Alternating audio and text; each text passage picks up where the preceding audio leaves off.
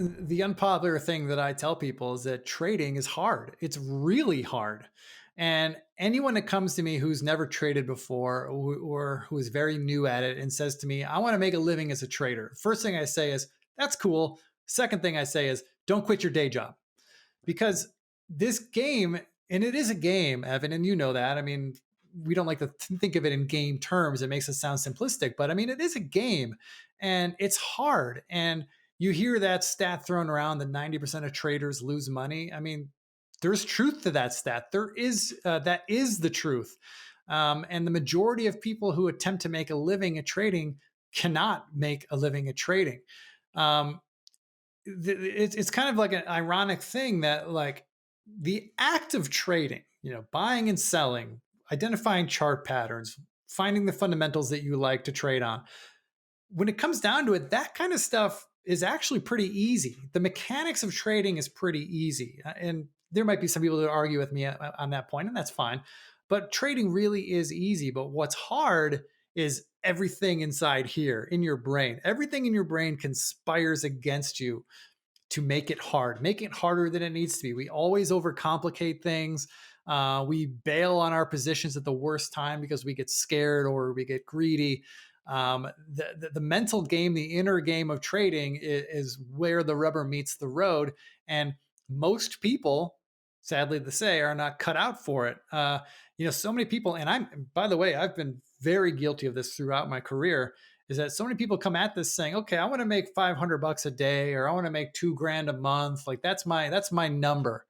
And they treat trading as something where, okay, I'm just going to make the same amount of money every day. That's my goal. And then, then everything's going to be good.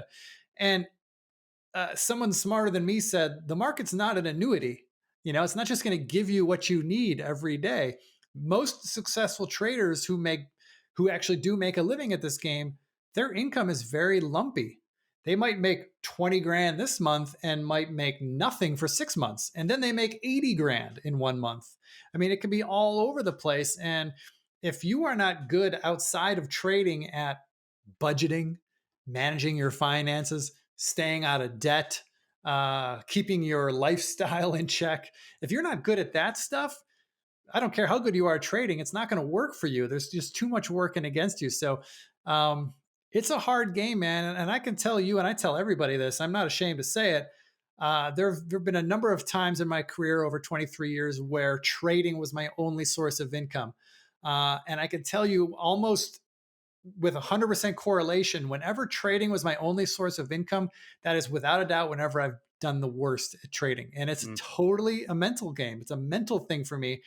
I know what I'm supposed to do theoretically. I know the buttons to press and I know the strategies to use and I know when to buy and know when to sell. But there's something in my brain that when everything's riding on it, like my rent doesn't get paid if I don't make money this month, I short circuit myself at every turn.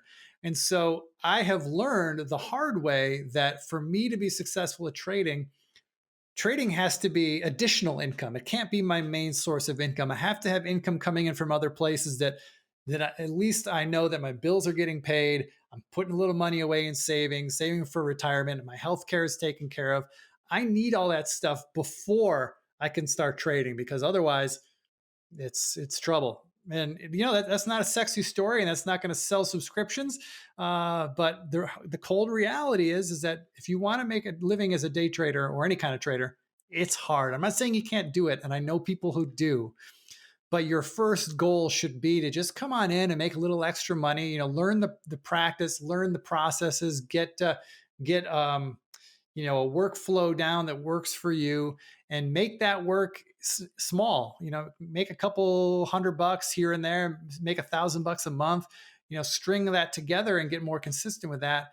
Make that your goal. And all of a sudden, if you look back after a year and say, oh, wow, I've made enough money that I don't need to work anymore. Okay, then you have that conversation, but don't make it your goal right out of the gate. That's just, you're setting yourself up for frustration, and trading's hard enough. It's frustrating enough. You don't need to add more frustrations on top of it.